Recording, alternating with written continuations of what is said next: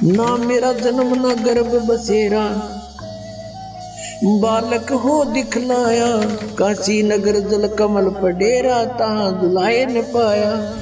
मात पिता मेरे कुछ नाही, ना मेरे घर दासी, जुल्हे का सुत आन कहाया, जगत करे मेरी आसी। जगत गुरु तत्वदर्शी संत रामपाल जी महाराज के सानिध्य में परमेश्वर कबीर साहिब जी के प्रकट दिवस के पावन उपलक्ष्य में 27, 28 और 29 जून 2026 को नेपाल सहित भारत के 14 सतलोक आश्रमों में 3 दिवसीय विशाल महासमागम का आयोजन किया जा रहा है। इस पवित्र अवसर पर आदरणीय संत गरीब दास जी महाराज जी की अमरवाणी का 3 दिवसीय अखंड पाठ, विशाल भंडारा, विशाल सत्संग, आध्यात्मिक प्रदर्शनी और निशुल्क नाम दीक्षा का आयोजन किया जाएगा। साथ ही दहेज मुक्त विवाह, रक्तदान शिविर, नशा मुक्त जागरूकता अभियान जैसे समाज सुधार के कार्यक्रम भी आयोजित किए जाएंगे। आप सभी नगर एवं ग्राम वासियों को इस विशाल महासमागम में सादर आमंत्रित किया जाता है। इस महासमागम के आयोजन स्थल हैं सतलोक आश्रम धनाना धाम हरियाणा, सतलोक आश्रम भिवानी हरियाणा, सतलोक आश्रम कुरुक्षेत्र हरियाणा, सतलोक आश्रम करोथा हरियाणा, सतलोक आश्रम मुंडका दिल्ली, सतलोक आश्रम सोजत राजस्थान, सतलोक आश्रम वेदखेड़े शामली उत्तर प्रदेश, सतलोक आश्रम महोली सीतापुर उत्तर प्रदेश, सतलोक आश्रम धूरी पंजाब, सतलोक आश्रम खमाणो पंजाब, सतलोक आश्रम इंदौर मध्य प्रदेश, सतलोक आश्रम उड़दन बैतूल मध्य प्रदेश, सतलोक आश्रम धवलपुरी महाराष्ट्र और सतलोक आश्रम धनुषा नेपाल। इस कार्यक्रम का सीधा प्रसारण सतलोक आश्रम श्री धनाना धाम से 29 जून 2026 को सुबह 7:30 से the TV NRI channel, Sant Rampal ji live सत्संग यूट्यूब चैनल और जगत गुरु संत रामपाल जी महाराज फेसबुक पेज पर देख सकते हैं। सत साहिब। ना मेरा जन्म ना गर्भ बसेरा, बालक हो दिखलाया, काशी नगर जल कमल पडेरा, तहाँ दुलाए न पाया। मात पिता मेरे कुछ नाही, ना मेरे घर दासी, जुल्हे का सुत आन कहाया, जगत करे मेरी आसी। जगत गुरु तत्वदर्शी संत रामपाल जी महाराज के सानिध्य में परमेश्वर कबीर साहिब जी के प्रकट दिवस के पावन उपलक्ष्य में 27, 28 और 29 जून 2026 को नेपाल सहित भारत के 14 सतलोक आश्रमों में 3 दिवसीय विशाल महासमागम का आयोजन किया जा रहा है। इस पवित्र अवसर पर आदरणीय संत गरीब दास जी महाराज जी की अमरवाणी का 3 दिवसीय अखंड पाठ, विशाल भंडारा, विशाल सत्संग, आध्यात्मिक प्रदर्शनी और निशुल्क नाम दीक्षा का आयोजन किया जाएगा। साथ ही दहेज मुक्त विवाह, रक्तदान शिविर, नशा मुक्त जागरूकता अभियान जैसे समाज सुधार के कार्यक्रम भी आयोजित किए जाएंगे। आप सभी नगर एवं ग्राम वासियों को इस विशाल महासमागम में सादर आमंत्रित किया जाता है। इस महासमागम के आयोजन स्थल हैं सतलोक आश्रम धनाना धाम हरियाणा, सतलोक आश्रम भिवानी हरियाणा, सतलोक आश्रम कुरुक्षेत्र हरियाणा, सतलोक आश्रम करोथा हरियाणा, सतलोक आश्रम मुंडका दिल्ली, सतलोक आश्रम सोजत राजस्थान, सतलोक आश्रम वेदखेड़े शामली उत्तर प्रदेश, सतलोक आश्रम महोली सीतापुर उत्तर प्रदेश, सतलोक आश्रम धूरी पंजाब, सतलोक आश्रम खमाणो पंजाब, सतलोक आश्रम इंदौर मध्य प्रदेश, सतलोक आश्रम उड़दन बैतूल मध्य प्रदेश, सतलोक आश्रम धवलपुरी महाराष्ट्र और सतलोक आश्रम धनुषा नेपाल। इस कार्यक्रम का सीधा प्रसारण सतलोक आश्रम श्री धनाना धाम से 29 जून 2026 को सुबह 7:30 से the TV NRI channel, Sant Rampal ji live सत्संग यूट्यूब चैनल और जगत गुरु संत रामपाल जी महाराज फेसबुक पेज पर देख सकते हैं। सत साहिब।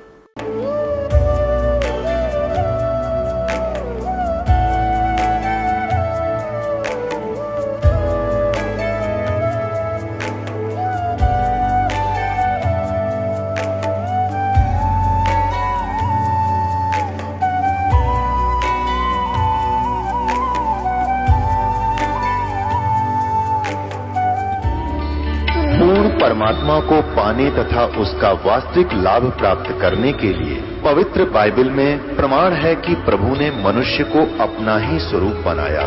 6 दिन में सृष्टि रचकर 7वें दिन विश्राम किया। कुरान शरीफ में प्रमाण है कि हजरत मोहम्मद को खुदा स्वयं कह रहे हैं, कि मैंने तुम्हें उस परमात्मा की महिमा बताने के लिए भेजा है।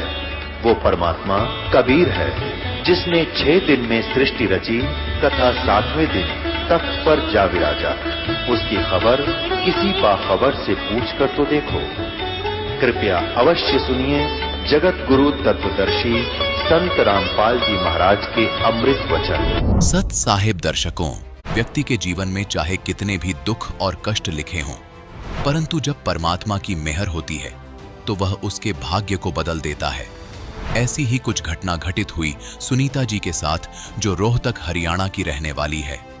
हिंदू धर्म के उन तमाम साधनाओं को करके ये थक चुकी थी जो अक्सर मनुष्य अपने जीवन में करता है, परंतु इनकी जीवन में शारीरिक और मानसिक कष्ट ज्यों के त्यों बने हुए थे। आज सुनीता जी का कहना है कि संत रामपाल जी महाराज से नाम दीक्षा लेने के बाद मेरे जीवन से संत रामपाल जी महाराज ने दुखों के पन्ने फाड़ दिए। आइए जानते हैं कि आखिर सुनीता जी ऐसा क्यों कह रही हैं। सुनते हैं सुनीता जी की कहानी उन्हीं की जुबानी। नमस्कार जी। नमस्ते जी। क्या नाम है जी आपका? जी मेरा नाम सुनीता बलारा है। बहन जी कहाँ से हैं आप? वैसे तो हम हरियाणा रोहतक से रहने वाले हैं, पर 20 साल से मैं दिल्ली पालम में रह रही हूँ। संत रामपाल जी महाराज से नाम दीक्षा आपने कब ली? जी मैंने संत रामपाल जी महाराज जी से नाम दीक्षा अक्टूबर 2005 में ली। संत रामपाल जी महाराज से नाम दीक्षा लेने से पहले आप क्या भक्ति साधनाएं करती थी? जी ये परंपरागत जैसे पूजा हैं, जैसे गांव में इनकी मान्यता थी वो करते थे। और 16 सोमवार का कभी व्रत कर लिया, कभी करवा चौथ का व्रत रख लिया, कभी जन्माष्टमी का रख लिया। बस यही थोड़ी बहुत भक्ति करते थे। हाँ। तो फिर आप संत रामपाल जी महाराज की शरण में कैसे आई? मेरी बहन को बहुत प्रॉब्लम थी। उनको मतलब ये ओपरे पराई की बहुत ज़्यादा शिकायत थी, उनके बच्चों को भी होने लगी। तो उन्होंने मेरी मम्मी से बोला कि मम्मी आप तो बच्चों को भी बहुत ज़्यादा प्रॉब्लम होने लगी, अब मैं क्या करूं। तो मेरी मम्मी ने बोला कि हमारे गुरुजी संत रामपाल जी महाराज से नाम दीक्षा ले ले, सब प्रॉब्लम दूर हो जाएंगी। और तो मेरी बहन ने ज्ञान समझा और संत रामपाल जी महाराज की शरण में गई और उनसे नाम दीक्षा ले ली। तो उनके घर में इतनी प्रॉब्लम थी, बहुत ज़्यादा प्रॉब्लम थी। जैसे मैं उनसे मिलने जाती थी तो उनके हस्बैंड इतने दारू पीते थे ना कि सुबह दारू पीना, शाम तक ऐसे ही नशे में रहना, कोई काम नहीं करना। उनके घर में इतनी प्रॉब्लम थी कि बच्चों की फीस भरने तक के पैसे नहीं थे उनके पास। और वो इतनी पूजा पाठ करती थी, इतनी पूजा पाठ, 9 दिन भूखे रह के नवरात्रि करने, साल में 2 बार। और मतलब यहाँ गंगा जी पे जाना, राधा स्वामी में भी जाती थी वो। बहुत उन्होंने पूजा पाठ किया पर उनको कोई लाभ नहीं हुआ। शारीरिक प्रॉब्लम भी, भूतों की भी मतलब उनको प्रॉब्लम थी, सारी चीज़ों की ऐसी प्रॉब्लम थी उनको। तो उनसे कोई राहत नहीं मिल रही थी कहीं से भी। तो मेरी मम्मी के समझाने के बाद वो संत रामपाल जी महाराज से उन्होंने उपदेश लिया करोथे में जाके। तो उसके बाद उनको धीरे धीरे इतने लाभ होने लगे। मेरी बहन को, बच्चों को जो ओपरे की शिकायत थी वो उनकी दूर हो गई। और उसके बाद परमात्मा ने इतने लाभ दिए। उन्होंने मेरे को ज्ञान समझाया बहन ने कि तू भी संत रामपाल जी महाराज की शरण में आ जा, और ये सच्चे संत पृथ्वी पर आए हुए हैं और ये सच्ची भक्ति देते हैं, इनसे बहुत लाभ होता है। तो उन्होंने मेरे को ज्ञान समझाया थोड़ा बहुत, और मैं फिर उनसे उपदेश लेने के लिए क्रोथाश्रम चली गई। तो मैंने संत रामपाल जी महाराज जी से नाम उपदेश लिया और भक्ति करने लगी। संत रामपाल जी महाराज से नाम दीक्षा लेने के बाद क्या आपको भी लाभ प्राप्त हुए? जी मुझे बहुत लाभ प्राप्त हुए। जैसे मेरे हस्बैंड एयरफोर्स में नौकरी करते थे, तो जैसे पूना नासिक में ऐसा मौसम था कि वहाँ से मुझे मौसम सूट नहीं हुआ। तो वहाँ से मेरे को ये अस्थमा की प्रॉब्लम हो गई। तो हम दिल्ली में पोस्टिंग आ गई। तो दिल्ली में 5-6 साल तक मुझे ऐसी अस्थमा की प्रॉब्लम रही कि मैं बहुत ज़्यादा दुखी हो गई। कई डॉक्टरों से दवाई ली, इलाज कराया, पर कोई आराम नहीं हुआ। तो जैसे ही मैंने संत रामपाल जी महाराज से उपदेश लिया, 10-15 दिन के अंदर मुझे ये नहीं पता मेरी बीमारी कहाँ चली गई। उसके बाद परमात्मा ने मुझे दर्शन दिए सपने में। जैसे मैं क्रोथा आश्रम में सत्संग सुनने के लिए गई हूँ और मेरी गुड़िया है छोटी सी, वो इधर उधर भाग रही है। तो मैं उसको पकड़ने के लिए उसके पीछे पीछे भाग रही हूँ, जब तक गुरुजी दर्शन देके वापस चले जाते हैं। तो मुझे बहुत दुख होता है कि गुरुजी चले गए और मुझे आशीर्वाद नहीं मिला। उसके बाद गुरुजी दोबारा वापस आते हैं और कहते हैं, बेटी तेरे को आशीर्वाद नहीं मिला, ला तेरे को आशीर्वाद देता हूँ। तो गुरुजी ने ऐसे आशीर्वाद किया ना, ऐसे आशीर्वाद दिया, मुझे इतनी शांति हुई भगत जी, मैं वर्णन नहीं कर सकती उसको। जैसे गुरुजियों के आशीर्वाद से इतनी शांति मिली मुझे, मैं बता नहीं सकती। संत रामपाल जी महाराज जी उपदेश लिया हमने। नजफगढ़ में एक प्लॉट लिया 4 लाख रुपए का, तो उसको हमने सेल किया, तो 35 लाख का वो प्लॉट हमने बेचा। परमात्मा ने इतनी दया करी, उसमें 30-31 लाख रुपए हमें प्रॉफिट हुआ। उसके बाद लाभ तो इतने हुए हैं सर, मैं गिना नहीं सकती। बवासीर की प्रॉब्लम होगी, 3-4 दिन तक मैं ऐसी रही, थोड़ी। तो ऐसे मैं शाम को गुरुजी से प्रार्थना की, गुरुजी आप ही ठीक कर सकते हो, आप इतने बड़े डॉक्टर हो, इतनी बड़ी बड़ी बीमारी दुनिया की ठीक कर रखे। मेरी 6-7 साल से जो अस्थमे की प्रॉब्लम थी वो ठीक कर दी, आप ही कर सकते हो, मैं डॉक्टरों के पास नहीं जाना चाहती। तो सर मैं सुबह उठी तो मुझे बहुत राहत मिली। तो मेरे हस्बैंड बोले आपको तो हॉस्पिटल चलना था, तो मैं बोली नहीं मुझे आराम है। 2-3 दिन में सर मेरे को इतना आराम मिल गया, मुझे नहीं पता वो मेरी बीमारी कहाँ चली गई। उसके बाद मुझे पथरी की प्रॉब्लम हुई 2016 में। तो अल्ट्रासाउंड कराया, डॉक्टरों को बताया, अल्ट्रासाउंड कराया। अल्ट्रासाउंड में पथरी, पेशाब की नाली में पथरी आई 2-2। डॉक्टर बोले इलाज कराना पड़ेगा आपको, काफ़ी दवाई खानी पड़ेगी। तो मैंने संत रामपाल जी महाराज जिसे नाम उपदेश लेने के बाद ये सोच लिया कि दवाई कोई काम नहीं करेंगी, परमात्मा ने जो मंत्र दिए हैं उन्हीं से हमें लाभ होगा। उनकी भक्ति करते रहे और मुझे नहीं पता वो थोड़े दिन में मुझे आज तक मुझे वो प्रॉब्लम मेरी कहाँ चली गई मुझे नहीं पता। तो सर इतने लाभ हुए हैं परमात्मा की दया से, हम गिना नहीं सकते। और जैसे मैंने नाम उपदेश लिया उसके 4 महीने बाद ही जैसे मेरे को सतनाम गुरुजी देने जा रहे थे, तो भगत जियों को बोला छोटे बच्चे हैं, अपने हस्बैंड को बोला कि छोटे बच्चे हैं, मैं अकेली कैसे जाऊंगी, आप मेरे साथ चलो। तो उन्होंने नाम नहीं लिया था तो मेरे साथ चले गए। तो मैं क्या देखती हूँ, सतगुरु रामपाल जी महाराज जहाँ मुझे दूसरा मंत्र सतनाम का दे रहे हैं, तो मेरे हस्बैंड दूसरी लाइन में पहले नाम के लिए लाइन में लगे हैं। तो मुझे बहुत खुशी हुई कि परमात्मा ने हस्बैंड को भी यहाँ से जोड़ दिया और हमारे परिवार में खुशियाँ ही खुशियाँ होगी। और मेरे जैसे गुड़िया थी, मेरी 10-11 साल की थी उस टाइम, तो उसके पैरों में ऐसे एलर्जी हो गई थी। मैंने कई डॉक्टरों को दवाई दी, जैसे सॉक्स पहनने के बाद, जूते पहनने के बाद तो सर उसके पैर ऐसे हो जाया करते, बिल्कुल लाल लाल जैसे खून टपकेगा। काफ़ी सारी दवाई दिलाने के बाद कोई आराम नहीं होता था उसको। तो एक दिन सत्संग में गए हुए थे, संत रामपाल जी महाराज आशीर्वाद देने आए, तो मैंने उनसे प्रार्थना की, गुरुजी मेरी लड़की है ये और इसको बहुत एलर्जी है, काफ़ी सारी दवाई दिला ली और कोई आराम नहीं है। तो गुरुजी बोले बेटा भक्ति करो सब ठीक हो जाएगा। तो थोड़ा सा आगे गए गुरुजी, फिर आए, बेटा लड़की को बोले लड़की तू गुड़िया टीवी बहुत देखती है, टीवी नहीं देखना आगे से। तो गुरुजी ऐसे कह के आशीर्वाद दे के चले गए। उस दिन 2-4 दिन के बाद सर वो बीमारी कहाँ चली गई हमें नहीं पता। उस दिन के बाद आज तक लड़की को कोई पैरों में एलर्जी नहीं है, कोई कुछ नहीं है, घर में इतनी शांति है।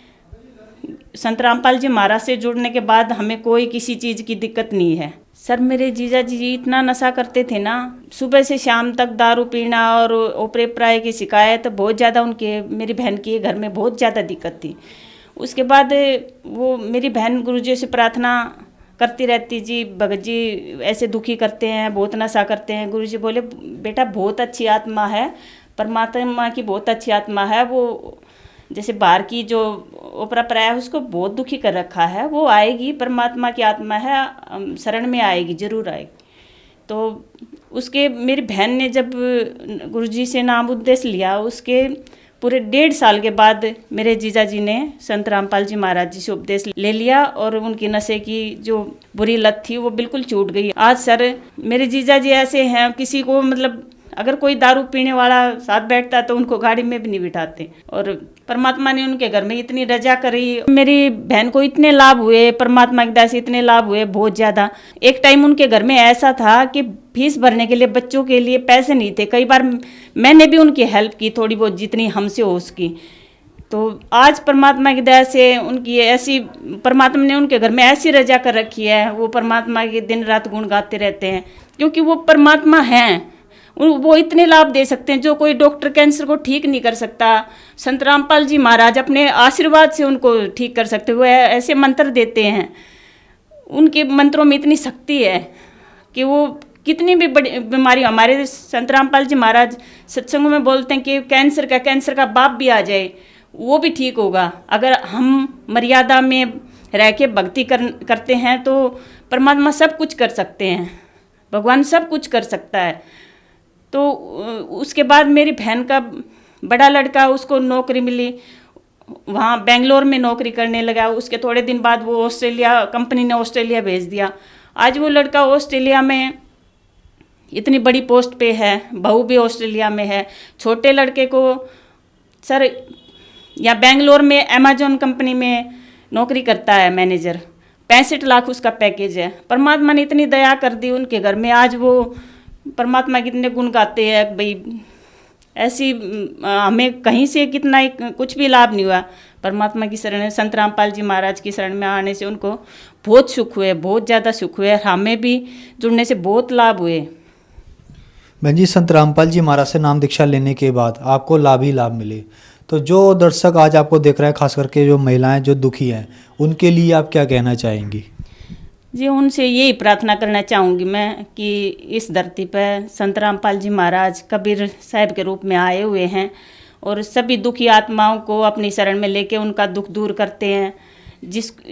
जो भी भगत आज मुझे देख रहे हैं, मेरे जान पहचान वाले या रिश्तेदार कोई भी, मैं उनसे हाथ जोड़ के प्रार्थना करना चाहूँगी कि एक बार उनके ज्ञान को सुनें, समझें, देखें। बेशक आप उनसे नाम उपदेश ना लें, पर उनके ज्ञान को एक बार समझ के देखो। वो प्रूफ के साथ, हमारे संत रामपाल जी महाराज एक बात समझाने के लिए 6 प्रूफ देते हैं, प्रूफ के साथ ज्ञान दे रहे हैं। और मैं तो सभी से यही प्रार्थना करना चाहूँगी कि एक बार संत रामपाल जी महाराज की शरण में आने से पहले उनका ज्ञान समझो, उनकी पुस्तकें पढ़ो। कई चैनलों पे उनके सत्संग आते हैं, सत्संग सुनो और उनसे ज्ञान उपदेश, मतलब ज्ञान ग्रहण करके उपदेश लो। संत रामपाल जी महाराज से नाम दीक्षा कैसे ली जा सकती है? संत रामपाल जी महाराज से ज्ञान दीक्षा उपदेश लेने के लिए जैसे कई चैनलों पे नीचे एक पट्टी चलती है, उस पर नंबर लिखे हुए होते हैं, उस पर आप कांटेक्ट कर सकते हैं और वहाँ से किसी भी नाम केंद्र का पता पूछ सकते हैं। नाम उपदेश लेकर अपना कल्याण करवाइए। धन्यवाद जी। सच्चा है। दर्शकों, अभी आपने सुने संत रामपाल जी महाराज से दीक्षा प्राप्त करके सुखी हुए भक्त के अनुभव। अब देखिए जगत गुरु तत्वदर्शी संत रामपाल जी महाराज के मंगल प्रवचन। फिर शराब कोई पीने की चीज है जिसको पी कर बेसुध हो जावा इंसान, और मांस कोई खाने की वस्तु है। अब हम कितनी स्पीड से इन बुराइयों को ग्रहण कर रहे हैं। तो काल ये चाहता है कि ये आत्मा परमात्मा की है और ये हमारे साथ प्रतिशोध ले रहा है।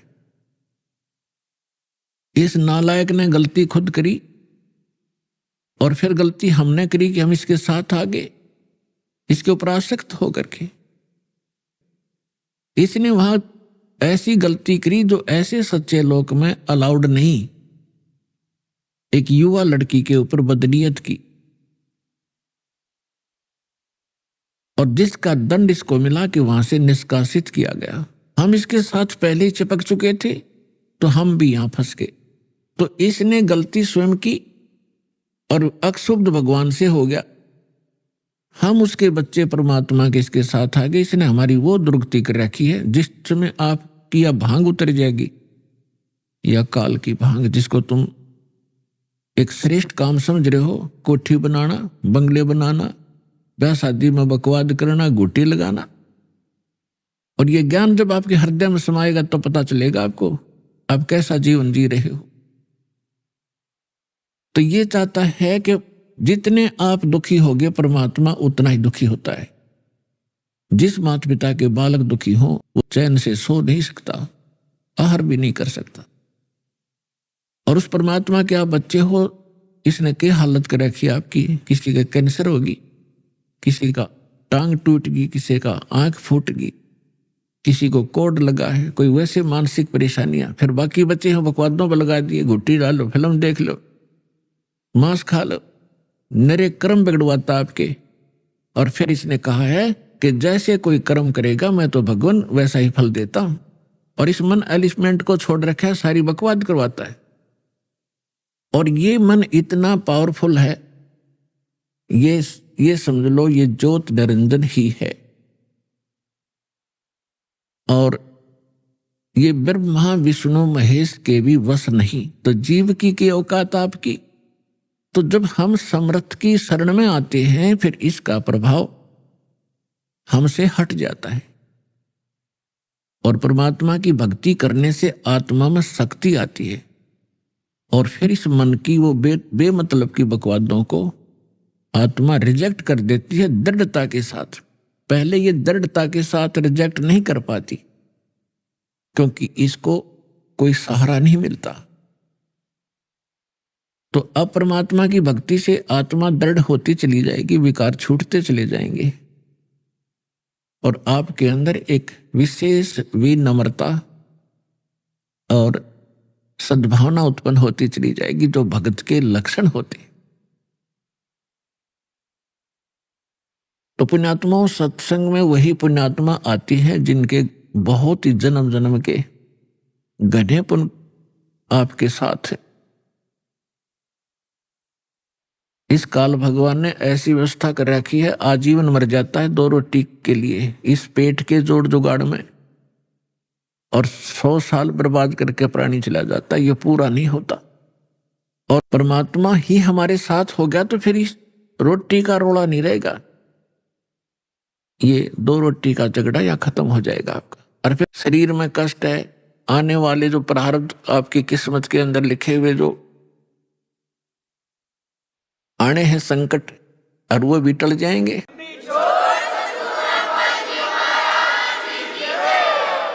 तो सौभाग्य आपका, आप सतलोक आश्रम में पहुंचे हो। ये कितने दयालु हैं भगवान आपके। ये वो परमात्मा है जिसमें ये सर्वगुण संपन्न है, विद्यमान है। तुमेव माता च पिता तुमेव बंधु च सखा तुमेव विद्या च द्रविणम तुमेव सर्व मम देव देव। ये वो परमात्मा है जिसमें ये सभी गुण विद्यमान हैं। यही हमारा माता पिता है। माता पिता का जो अपने बच्चों के प्रति जो भाव होता है, अपने बच्चों को कितना वो सुखी देखना चाहते हैं, तो वो गुण भी परमेश्वर में है। बंधु यानी भाई और सखा यानी मित्र भी यही सच्चा है। विद्या, धन, ये सब कुछ परमात्मा के अधीन है। और इस परमात्मा से संपर्क होने के बाद ये समस्या खत्म हो जाएगी। आपको बुद्धि भी देगा, आपको यहां गुजारे लायक या माया भी देगा। अपने आत्माओं, हम अध्यात्म ज्ञान से हम पूर्ण रूप से अपरिचित थे।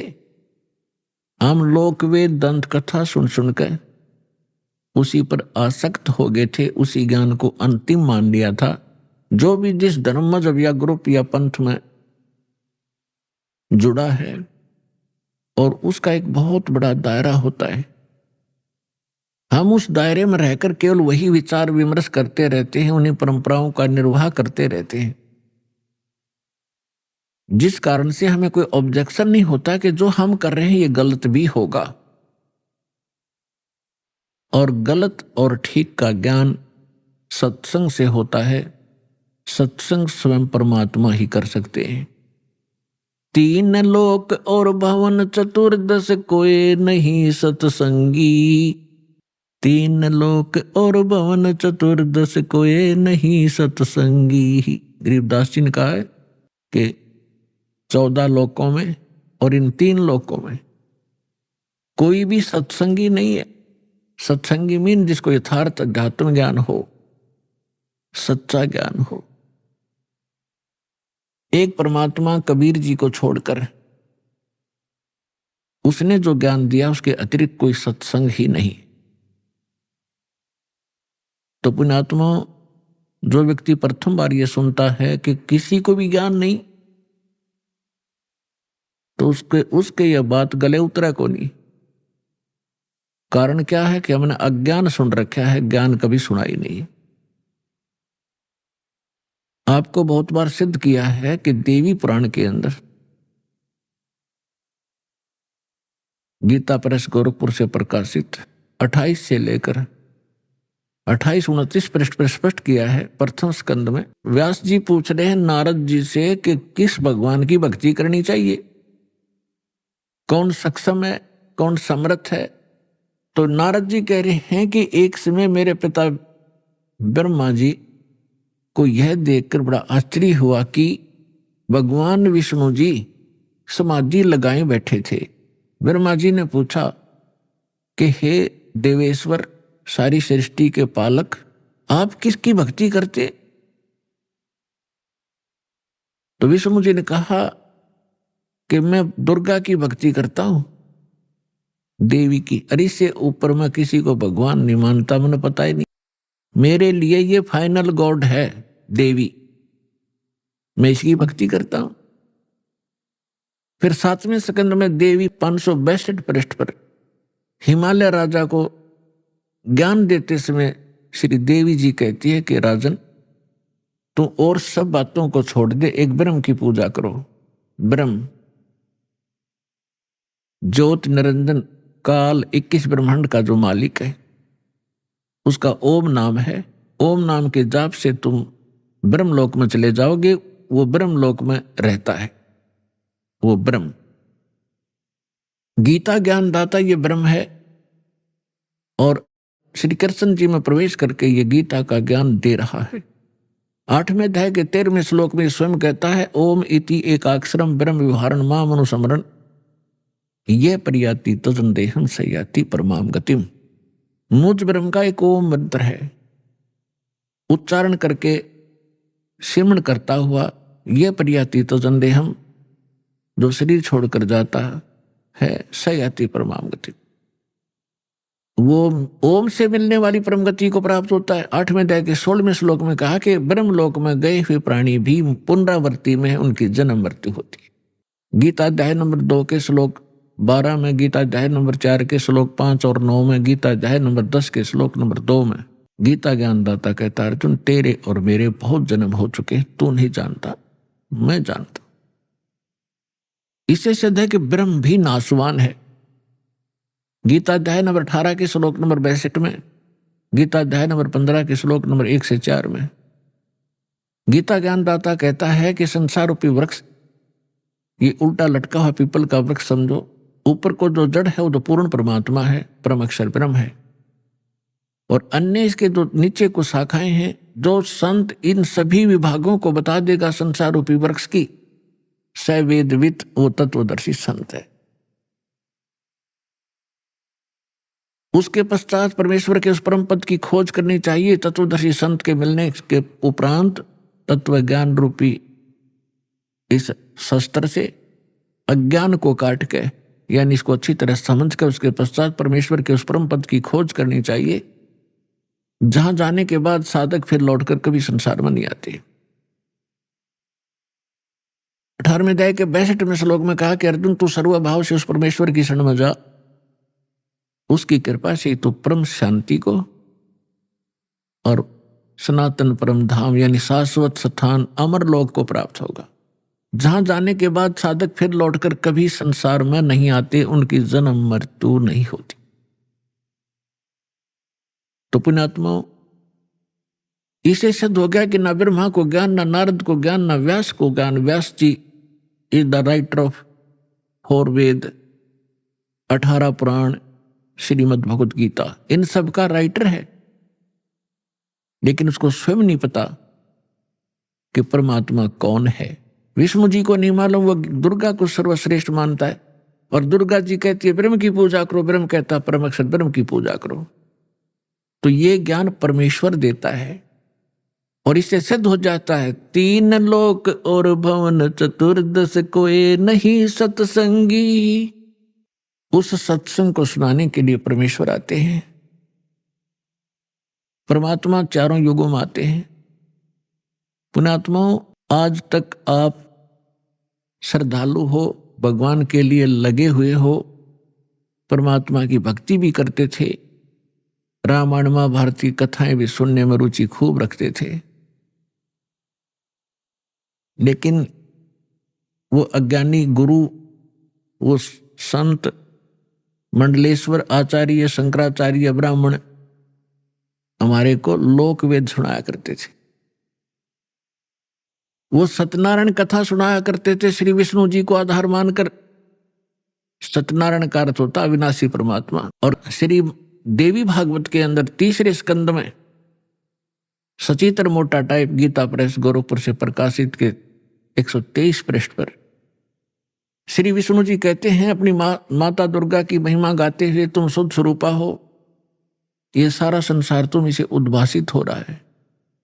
मैं ब्रह्मा और शंकर आपकी कृपा से विद्यमान है। हमारा तो आविर्भाव माने जन्म, तिरोभाव माने मृत्यु हुआ करता है। हम नित्य नहीं है, हम अविनाशी नहीं है, आप ही नित्य हो। जैसे इनकी बुद्धि काम करे थी, आप प्रकृति देवी हो। भगवान शंकर भी कहते हैं कि हे माता, यदि भगवान विष्णु के बाद उत्पन्न होने वाले ब्रह्मा भी आपके पुत्र हैं, तो मैं तमोगुणी लीला करने वाला शंकर क्या आपके संतान नहीं हुआ? अर्थात मुझे भी जन्म देने वाली तुम ही हो। और ये हमारे शंकराचार्य आचार्य, ये नकली गुरु ब्राह्मण, ब्रह्मा विष्णु अजर और अमर हैं, सर्वेश्वर हैं, कोई माता पिता नहीं है। खाक पढ़ा इन्हें सदग्रंथों को। ये खाक टीचर थे जिसने सिलेबस का ज्ञान नहीं, मूर्ख बना रखा था हमारे। इस अज्ञान को हटाने के लिए स्वयं परमेश्वर आते हैं। 4 युग में मेरे संत पुकारे, को के कहा हम हेल रे, हीरे माणक मोती बरसे, ये जग चुगता ढेल रे। 4 युग में परमात्मा कहते हैं हम आए हैं और अच्छी आत्माओं को मिलते हैं, उनको तत्व ज्ञान से परिचित कराते हैं। फिर वो मुझसे परिचित होकर के वो महापुरुष भी मेरी महिमा को यथार्थ रूप में सुनाते हैं, लेकिन कोई सुनने वाला नहीं होता, क्योंकि अज्ञान घना होता है। और परमात्मा कहते हैं हम भी, मैं भी आता रहता हूं प्रत्येक युग में भिन्न भिन्न रूप बनाकर। और ये हमारे ज्ञान को ना सुन करके हम यथार्थ ज्ञान, यथार्थ भक्ति विधि रूपी हीरे मोती लालों की वर्षा करते रहते हैं, जगह जगह ज्ञान सुनाते हैं। लेकिन ये भोली आत्मा हीरे मोती लालों को ना पहचान कर उनको ठोकर मारकर कंकरों की गठड़ी बांध कर वजन उठाए फिर रहे हैं। हम जो साधना कर रहे हैं बड़ी श्रेष्ठ है।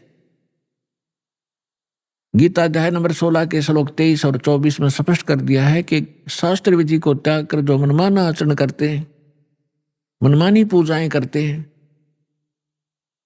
उनको न तो सुख होता है, न उनका कोई सिद्धि प्राप्त होती है और न ही उनकी गति होती है। फिर साधना करते किस लिए? अब जैसे जितने भी हमारे धर्म गुरु हिंदू धर्म के क्या नाम देते, ओम नमः शिवाय, ओम नमः भगवते वासुदेव, हरे कृष्ण राधे राधे श्याम मिला दे, राम राम हरे हरे, सहस्रनामा विष्णु जी का। और गणे चतुर और गणे सुपीरियर मानते हो, कहते ओम ओम, बस ओम सबसे बड़ा नाम। तो पुण्यात्माओं, हरे राम हरे कृष्ण किसी भी सदग्रंथ में मंत्र नहीं, ओम नमः शिवाय किसी ग्रंथ में नहीं, ओम नमो भगवते वासुदेव किसी ग्रंथ में नहीं। जो शास्त्र अनुकूल साधना है वो परमेश्वर ने स्वयं आकर बताई है और अपनी उन प्यारी आत्माओं को बताई है। और उनको थोड़ी हिदायत दे दी थी कि जब तक इस कलयुग के अंदर ये बिजली पीढ़ी का समय नहीं आवा, इसको डिस्क्लोज ना करना, लिख देना। लिख रखी सभी महापुरुषों ने अपने अमृतवाणी में एफिडेविट लिख रखे हैं कि हम ये जाप करा करते हैं, ये मंत्र श्रेष्ठ है, इसी से मोक्ष संभव है। लेकिन सिलेबस को समझना स्टूडेंट के स्तर का काम नहीं है। पढ़ भी लेगा तो उसको समझ नहीं सकता, अप्लाई नहीं कर सकता। इसलिए टीचर गुरु की आवश्यकता होती है। तो जो गुरु रूप में परमात्मा आए थे, सतगुरु रूप में, फिर जिन महापुरुषों से मिले थे उनको अधिकार दिया था ज्ञान सुनाने का, और फिर अब इस दास को भेजा है इस पूरे कंप्लीट कोर्स को आप तक पहुंचाने के लिए, आपका मोक्ष कराने के लिए। क्योंकि अब वो समय आ गया, नहीं तो इस दास से बड़े बड़े महापुरुष पहले हुए हैं, लेकिन वो समय नहीं था, क्योंकि आप अशिक्षित थे। और अशिक्षा का लाभ नकलियों ने हमारा उठाया, ये संस्कृत बोलते रहे। हमने सोचा बड़े विद्वान हैं, इन्होंने खूब जाना होगा सदग्रंथों को। हमने परमात्मा को भी ठुकरा दिया, जिसमें 600 वर्ष पहले वो आकर ये ज्ञान सुनाया करते थे, जो आज सभी सदग्रंथों में ज्यों का त्यों पाया। तो पुण्यात्मा, 100 शुक्र मनाना उस परम पिता के। वहां ये आए, यहां आकर के उन्होंने कितने कष्ट झेले हमारे लिए। परमात्मा के उस इतिहास को, जो 600 वर्ष पहले परमेश्वर कबीर जी यहाँ आए थे, ये ज्ञान सुनाया करते थे, तो दास आज उसी परम पिता का दिया हुआ एज इट इज आप तक पहुंचा रहा हूं। अपनी तरफ से इसमें कोई मिलावट नहीं कर सकता, क्योंकि जीव का जो ज्ञान होगा वो घटिया होगा, परमात्मा का ज्ञान वो सत्य होगा। तो वो सत्य ज्ञान आप तक पहुंचा रहा हूं, ये सत्संग कर रहा हूं। परमात्मा ने सत्संग किया था, या उन महापुरुषों ने जो भगवान से मिले थे, लेकिन उनको रिजेक्ट कर दिया हमने, क्योंकि हम बालक थे, हम अशिक्षित थे, अनजान थे। आज परमात्मा ने आपको अक्षर ज्ञान कराया। ये अक्षर ज्ञान आपके लिए विष है। बेशक आप कितने विद्वान पाक गए हो, डॉक्टर, इंजीनियर, जज, वकील बन गए हो, भगवान की भक्ति नहीं है तो खाक है ये। एक रोजी रोटी तो कहीं चला ले इंसान, कल मृत्यु होगी, गधा अपने कुत्ता बन के खाज लग गए, और क्या खाओगे फिर? आपको केवल इस ही जीवन का ज्ञान है, आपको भविष्य का, आगे का नहीं। आगे के ज्ञान बिना ये खाक ज्ञान है फिर। तो ये ज्ञान देना जरूरी था। मालिक को मालूम था कि बिगड़ेंगे, ये अहंकार हो गया आपके अंदर। 2 कौड़ी का 2 छोटा सा पोस्ट मिल जाए, फूला नहीं समाता, और कल मृत्यु होकर गधा बन जाए, क्या रे माटी होती है उसकी। और पहले आप देखो पिछले इतिहास उठा के, हमारे पूर्वजों के कितने विनम्र थे, कितनी दया थी उनके अंदर, कितने नेक विचार थे। और आज हम किस स्तर पर पहुंच चुके, इस विद्या की देन है। लेकिन मालिक को मालूम था कि मेरा ज्ञान ऐसा है, इनको फिर सेट कर देगा, लेकिन शिक्षा प्राप्त हुए बिना ये मुझे समझ नहीं सकते, इनका कभी कल्याण नहीं हो सकता। इसलिए आपको ये अक्षर ज्ञानदाता ने अनिवार्य समझा, तभी आपसे काटने नहीं दिया, निस आग को आपके निकट नहीं आने दिया। 4 युग चले गए। अब इसका हम फायदा उठाएंगे। अब हम बकवादों में चल पड़े, टीवी देखते हैं, बेहुदे ढंग के कपड़े पहनते बहन बेटियां भी, और इसको बड़ा विकास मानते हो, अच्छे घरों की लड़कियां हैं, ये खाक है। ऐसे कार्टून बनकर निकलती हैं घर से, लड़के भी लड़कियां भी। तो इस विद्या की देन है ये। अब इस ज्ञान से हमें पता चलेगा, लज्जा आया करेगी हमें ऐसे ऐसे बकवाद करने में, और हम भगवान भजेंगे और अपना कल्याण करवाएंगे।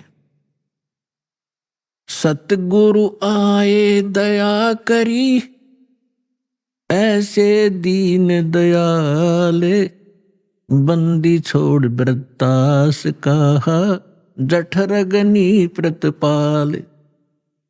सतगुरु आए दया करी, ऐसे दीन दयाल। होय होय, हम किसी भयंकर गलती करके आए सतलोक में, बड़ी थाली का ठोकर मार के आए हम। और आज हम एक टुकड़े के लिए कोई देश जाता है, कोई परदेश जाता है, उसके लिए गरीबदास साहिब जी कहते हैं, उत्तर दक्षिण पूरब पश्चिम फिरदा दाणे दाणे नो, सर्व कला सतगुरु साहेब की, हरि आए हरियाणे नू।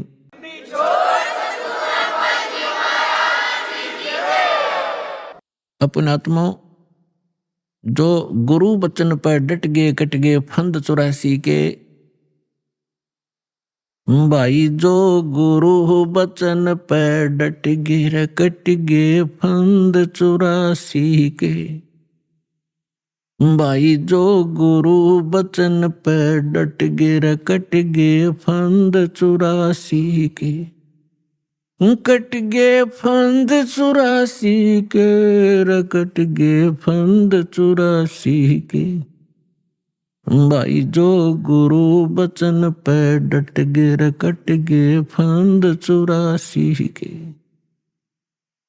वस्तु मिली ठोड़ की ठोड़ मिट गई, मन पापी की दौड़। वस्तु मिली ठोर की ठोड़ मिट गई, मन पापी की दौड़।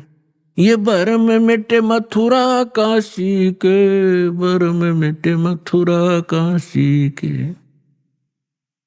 भाई जो गुरु बचन पे डट गए कट गए फंद 84 के।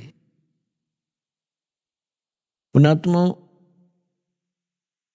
गुरु का वचन पालन करना इस भक्ति मार्ग में अति अनिवार्य है। और गुरु केवल वही ज्ञान और वही आदेश देता है जो आपके हित में होते हैं। एक भक्त कह रहा था जी, उसने कभी प्रश्न किया होगा, दास को तो इतना ध्यान नहीं रहता क्योंकि लाखों की संख्या में एक महीने में भक्त मिलते हैं। 5 वर्ष पहले उसने दीक्षा ली थी। वो कह रहा था जी मैं अमेरिका जाने की तैयारी कर रहा हूं। तो उसने अभी बताया, कहने लगे जी आप ये बोले कि भाई आड़े यही अमेरिका बना दूंगा जब तू विश्वास करेगा। तो वो आज बता रहा था जी मुझे ऐसे दया कर दी दाता ने, समय पर टूक नहीं था, कर्जा सिर पर बहुत गना था, आज सारा सुख दे दिया और यहीं पर बढ़िया काम चला दिया। तो पुण्यात्माओं, गरीबदास साहब जी कहते हैं, पूर्व पश्चिम उत्तर दक्षिण तू फिरदा दाने दाने नु, और सर्व कला सतगुरु साहिब की, हरि आए हरियाणे नु। मालिक ने पहचान कर धक्के खाते फिरते हो तुम, लगो एक बार भक्ति पर, सारे सुख दे और मोक्ष भी देगा आपको।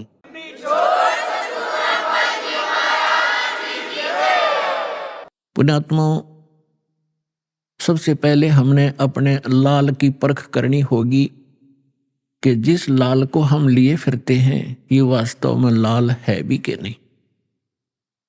तो उस परखने के लिए हमारे पास कुछ पैमाना होना चाहिए। तो पैमाना कौन सा होगा? सदग्रंथ प्लस में उन महापुरुषों का आंखों देखा एफिडेविट कि परमात्मा जिनको मिले। तो आज आपको एक झलक परमात्मा की सुनाएंगे।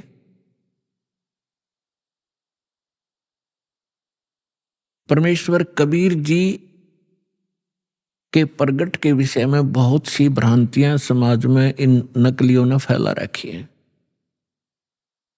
क्या फैला रखी है कि कबीर साहब किसी विधवा ब्राह्मणी के कोख से जन्म हुआ था, वो शर्म के मारे बाहर डाल आई।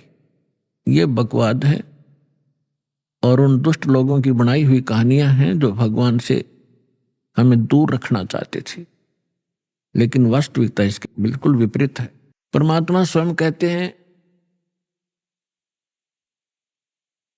अवधू अवगत से चला आए, मेरा कोई भेद मर्म ना पाया। ना मेरा जन्म ना गर्भ बसेरा, बालक बन दिखलाया। काशी नगर जल कमल पटेरा, तहां जुलाहे न पाया। मात पिता मेरे कछु नाही, ना मेरे घर दासी। जुल्हे का सुत आने कहाया, जगत करे मेरी हासी। स्वयं परमात्मा ने आके बताया कि मेरे कोई माता पिता नहीं थे, और किसी कारण से मैं प्रत्येक युग में अपने बच्चों को संभालने के लिए ये लीला किया करता हूं। परमात्मा प्रत्येक युग में ऐसी ही लीला करते हैं, कमल के फूल पर आकर शिशु रूप धारण करते हैं।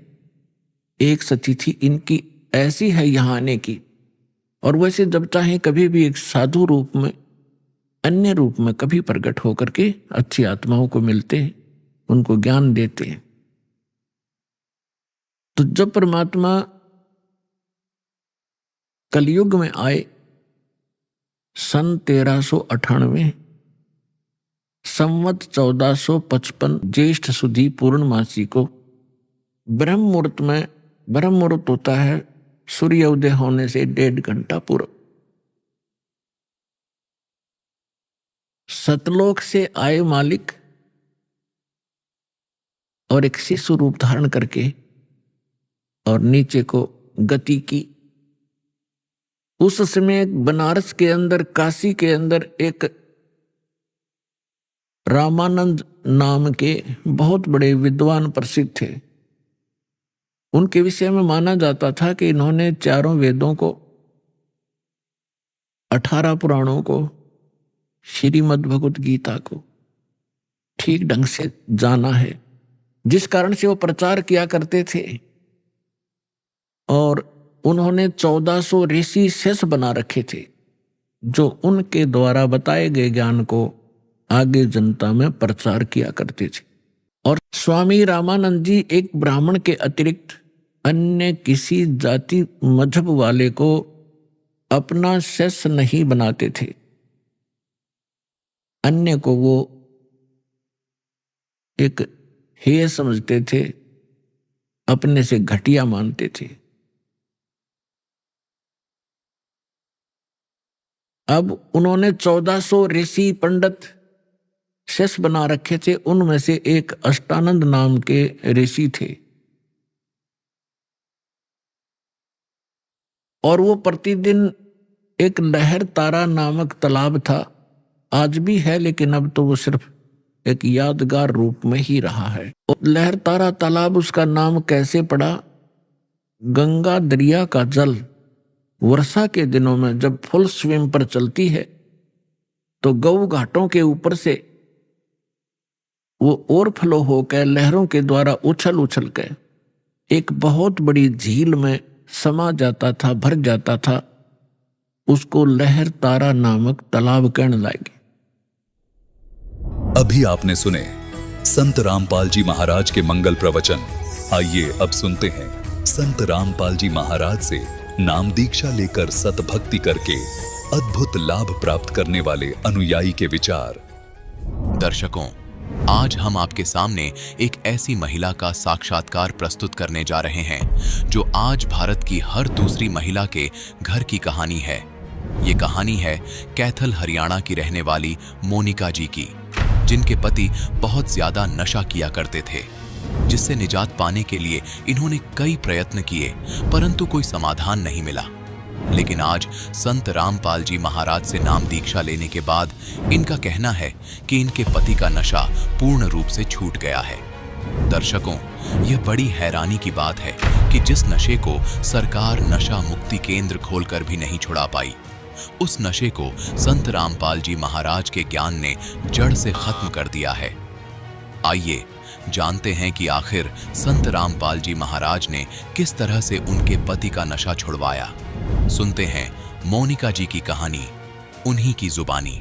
नमस्कार जी। नमस्कार जी। क्या नाम है बहन जी आपका? मोनिका। बहन जी आप कहाँ के रहने वाले हैं? मैं कैथल हरियाणा से।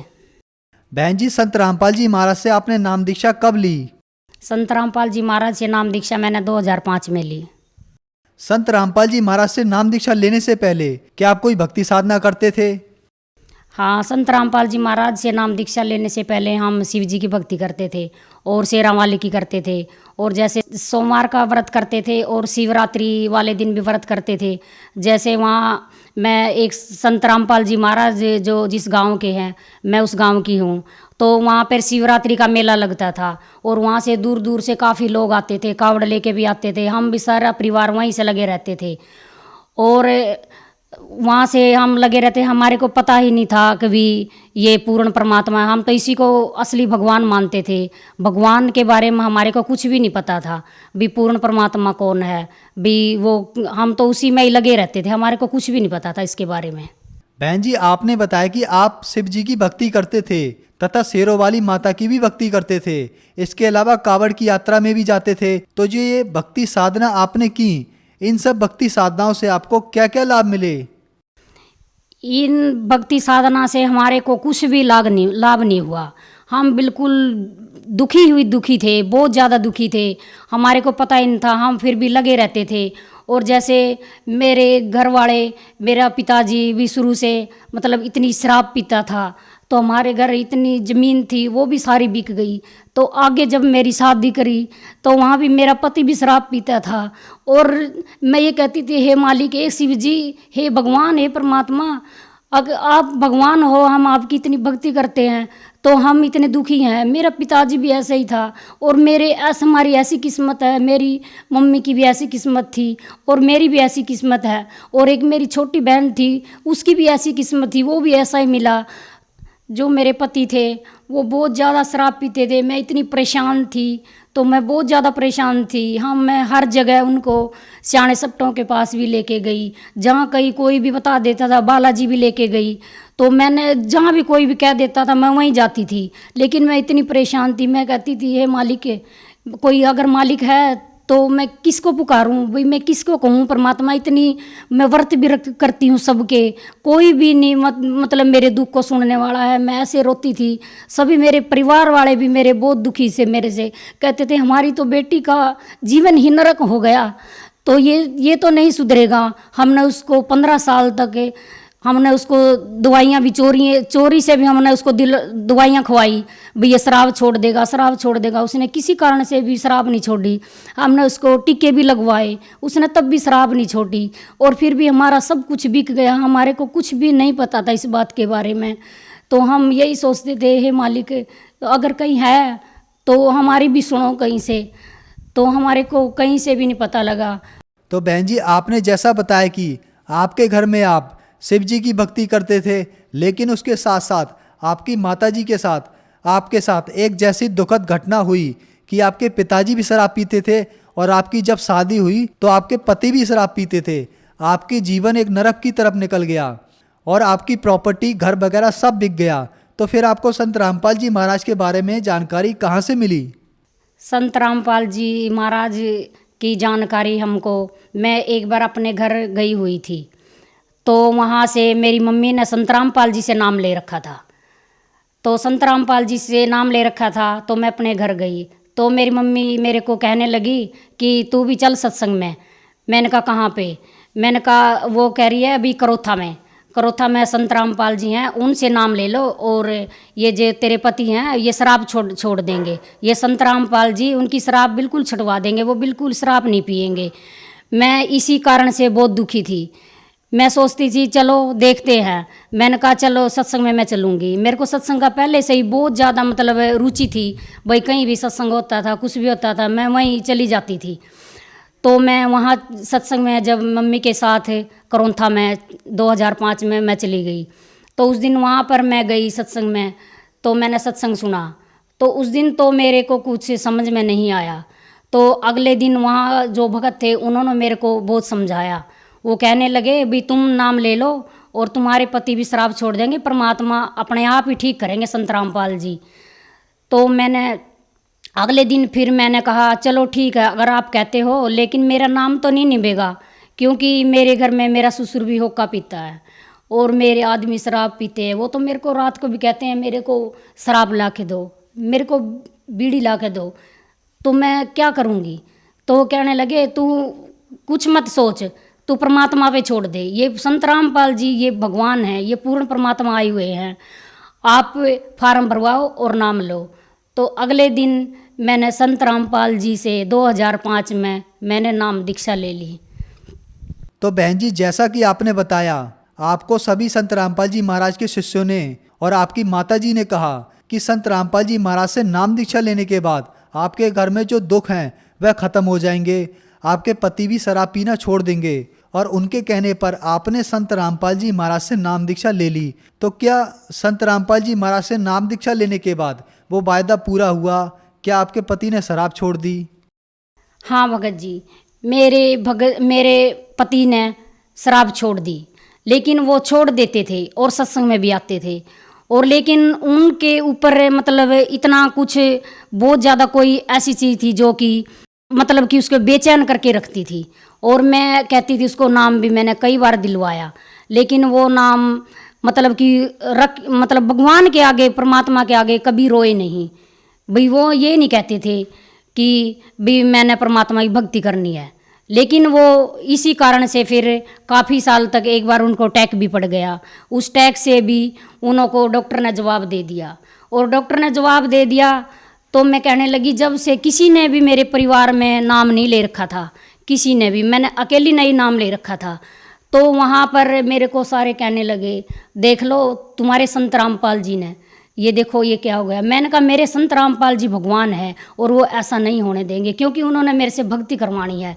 तो वहाँ पर मैंने मालिक को याद किया, तो वहाँ पर परमात्मा ने, उनको डॉक्टर ने जवाब दे दिया था। तो वो डॉक्टर ने जवाब देने के बाद बोले ये नहीं बचेगा। मैंने कहा आप अपना इलाज करो और मैंने अपने भगवान पे विश्वास है। तो कुछ देर के बाद फिर वो बोले ठीक है, आप इसको आगे दिल्ली ले जाओ और इसका ऑपरेशन करवाओ। तो वहाँ पर संत रामपाल जी ने उसको जीवन दान दिया, और मेरे को पता लग गया था कि ये अब नहीं बचेगा, लेकिन मेरे को विश्वास था, वो कह रहे थे ये नहीं बचेगा, लेकिन मेरे को विश्वास था मेरे संत रामपाल जी महाराज पे, क्योंकि मैंने नाम दीक्षा ले ली थी और मैंने मान लिया था कि ये पूर्ण परमात्मा है, पूर्ण गुरु जी हैं। जिस दिन से मैंने नाम लिया उस दिन से मैंने मेरे संत रामपाल जी को कहा, मैंने कहा गुरु जी मैं बहुत दुखी हूँ। तो परमात्मा कहने लगे, बेटी परमात्मा कबीर साहिब दया करेंगे, आप भक्ति करो। तो उसी दिन से मैं भक्ति करने लगी मालिक की। जैसे कैसे भी मेरे से सारे मेरे परिवार वाले कोई भी नाम किसी ने ले रखा था, आज तो संत रामपाल जी महाराज की सबके ऊपर दया हो चुकी है। भाई सभी नाम से जुड़ चुके हैं, सब ने नाम ले लिया है मालिक से, और आज इस भक्ति में सभी भक्ति कर रहे हैं। लेकिन उनको भगवान ने फिर भी उनको 4 साल तक मेरे ही कोटे से मालिक ने उनको जीवन दान दिया। जब भी संत रामपाल जी से मैं प्रार्थना करती थी, मैंने कहा कि संत गुरु जी भी मेरे पति को भी गुरु जी शरण में लो, इसको भी मालिक भक्ति कराओ। तो परमात्मा संत रामपाल जी मेरे को कहते, बेटी तू भक्ति कर, परमात्मा अपने आप ही दया करेंगे। उसको 4 साल तक संत रामपाल जी ने मेरे ही कोटे से मालिक कहते थे, बेटी तेरे लिए ही मैंने इसको जीवन दान दिया है और तू भक्ति कर। संत रामपाल जी महाराज से नाम लेने के बाद मेरे को बहुत लाभ हुए। एक मेरा लड़का था जो कि उसके गले में इन्फेक्शन हो गया था, तो मैंने ही नाम ले रखा था, तब बच्चों ने नाम नहीं लिया था। तो मेरे संत रामपाल जी महाराज से मैंने प्रार्थना की, मैंने कहा हे गुरु जी भी मेरे पास तो मालिक ऑपरेशन करवाने के लिए मालिक पैसे भी नहीं है, तो गुरु जी मैं ऑपरेशन कैसे करवाऊं? तो संत रामपाल जी महाराज ने कहा, बेटी इनको नाम दीक्षा दिलवाओ और परमात्मा दया करेंगे। तो उस दिन से उन्होंने ऐसा आशीर्वाद दिया मेरे लड़के को, तो उसके बाद उनको कभी भी उस चीज़ की ना ही ऑपरेशन करवाया, ना ही उनको दवाई, एक गोली भी उस दिन के बाद नहीं खिलवाई उनको। तो जब से आज तक वो लड़का अगर आप देख लो तो वो सबसे निराला ही है। तो वो उसकी आवाज़ में कोई दिक्कत नहीं है, कोई भी इन्फेक्शन नहीं है, वो इन्फेक्शन भी बिल्कुल ठीक हो गया। हमारे को नहीं पता संत रामपाल जी महाराज ने उसको कैसे ठीक किया, सिर्फ एक ही आशीर्वाद से। तो सब कहने लगे कि ये कैसे ठीक होया, कहाँ से ठीक होया? मैंने कहा मेरे संत रामपाल जी ने भाई इसको ठीक किया है, हमने तो कोई ऑपरेशन नहीं करवाया, इसका ऑपरेशन बोल दिया था डॉक्टरों ने, तो हम तो संत रामपाल जी महाराज ने इसको ठीक किया। उसके बाद एक मेरा छोटा लड़का है, उसको एक्सीडेंट हो गया था। तो जब एक लड़का पीछे बैठा था, उसके छोटा ही था, तब उसको एक ऐसे पता लगा भी एक दूसरी मोटरसाइकिल के साथ उसकी मोटरसाइकिल टकरा गई है। तो वो मोटरसाइकिल बिल्कुल ही टूट गई, वो मोटरसाइकिल कभी हमने चलाई भी नहीं, वो ऐसी हो गई। उसको देखने वाले ये कह रहे थे कि ये मोटरसाइकिल तो बिल्कुल टूट गई, जो इसके ऊपर बैठा होगा तो बिल्कुल भी नहीं बचा होगा। और लड़के को कुछ भी चोट नहीं आई, बस बिल्कुल थोड़ी सी चोट आई। और एक लड़का पीछे बैठा था जो, उसके पैर में थोड़ी सी चोट आई और मोटरसाइकिल बिल्कुल टूट गई। तो सब देखने वाले कह रहे थे भाई इसका लड़का ये तो बिल्कुल ही नहीं बचा होगा, जैसे मतलब कि इसका एक्सीडेंट जैसे हुआ है। तो मालिक ने उसको भी जीवन दान दिया। और एक लाभ और मेरे को, अभी थोड़े ही दिन की बात है, तो मैं बीमार हो गई, मेरे को बुखार चढ़ गया। तो एक दिन रात को मेरे को ऐसे ही सपना में दिखाई दिया जैसे मेरे को गले में कैंसर हो गया। तो जिस दिन से मेरे को ऐसे ही पता चला अभी मेरे को कैंसर हो गया, मैं कह रही मेरे को कैंसर कैसे हो गया, हम तो संत रामपाल जी महाराज की शरण में, हमारे को नहीं हो सकता कैंसर। तो मैं उसी दिन से मेरे को बुखार हो गया, मेरे को 2 महीने तक बुखार हुआ। तो 2 महीने के अंदर मैं कभी भी डॉक्टर के पास एक गोली तक भी नहीं लेने नहीं गई। मैंने कहा नहीं, मेरे संत रामपाल जी मेरे को ऐसे ही ठीक करेंगे, अगर मेरे को हो भी गया तो कोई दिक्कत नहीं, हम नहीं जाएंगे, ना हम टेस्ट करवाएंगे ना ही हम जाएंगे। जैसे मेरे को दिक्कत होती थी, मेरे को पता लगता था अभी मेरे अंदर कोई दिक्कत है, लेकिन मैंने कभी भी डॉक्टर के पास कभी भी मैं टेस्ट करवाने नहीं गई, कभी मैं 5 रुपए की मैंने कभी गोली भी नहीं खाई। तो संत रामपाल जी महाराज ने मेरे को ऐसे ही मेरे को बिल्कुल ठीक कर दिया। आज मेरे को कोई ये भी नहीं कह सकता भी आप कोई के जैसे बीमार हुए थे। एक लाभ और हुआ भगत जी, जैसे मैं 8 सालों से मैं किराए के मकान में रह रही थी, तो आज संत रामपाल जी महाराज ने मेरे को 20 लाख का मकान दिला दिया परमात्मा ने। तो मैं ये सोच भी नहीं सकती थी भी मेरी इतनी औकात है, तो मालिक में कि मैं क्या क्या लाभ सुनाऊं, क्या क्या उसके गुण गाऊं। तो मैं तो गुण गाती गाती भी थक जाऊंगी। मैं तो इतनी दुखी थी, इतनी दुखी थी, हे भगवान, मैं बहुत दुखी थी। मेरे को संत रामपाल जी मेरे को भगवान मिल गए, मेरे से उससे ज़्यादा मेरे को कुछ नहीं चाहिए। मैं तो ये कहती हूँ, हे मालिक, हे परमात्मा सतगुरु रामपाल जी महाराज, हमारे तो सिर्फ अब भक्ति और हमारे को तो मोक्ष चाहिए, सिर्फ हमारे को अब किसी चीज़ की भी यहाँ कोई इच्छा नहीं है। बहन जी, संत रामपाल जी महाराज से नाम दीक्षा लेने के बाद आपका घर स्वर्ग जैसा हो गया। आपको बहुत अधिक आर्थिक लाभ भी हुए, आपके बच्चों को शारीरिक लाभ भी हुए, इसके अलावा आपके पति की शराब भी छूट गई। तो जो समाज आज आपको सुन रहा है, आप उन्हें क्या संदेश देना चाहेंगे? जो आज समाज बहन भाई सब जो भी आज मेरी तरह से दुखी तो सभी हैं यहाँ पर, सुखी तो यहाँ पर